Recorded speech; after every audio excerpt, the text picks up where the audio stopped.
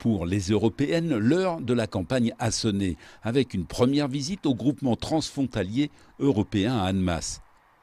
L'occasion de savoir si l'Europe a su réagir à la votation anti-migration des Suisses en mars dernier. Bien entendu, l'Europe doit réagir. Elle doit mesurer sa réponse. En l'espèce, aujourd'hui, c'est la Confédération qui doit faire une proposition.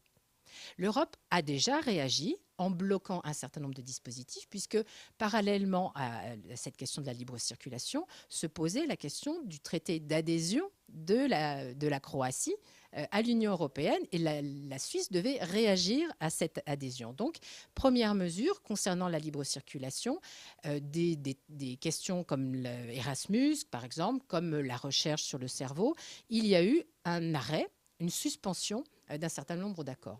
Demain, selon la proposition qui sera faite par la Confédération, il y aura nécessairement d'autres réponses de la part de l'Union européenne.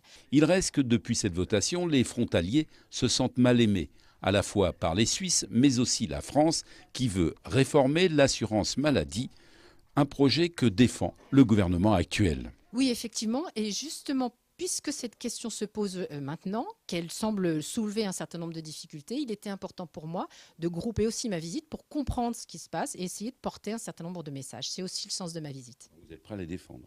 Je vais écouter d'abord de quoi il s'agit. Je veux qu'il m'explique très concrètement ce que cela concerne, quelles répercussions cela peut avoir, et que je vois de quelle manière, effectivement, je peux porter certains messages. Oui, c'est mon rôle. Bref, on n'en saura pas plus, sauf que la campagne des européennes s'annonce très serrée dans le sud-est.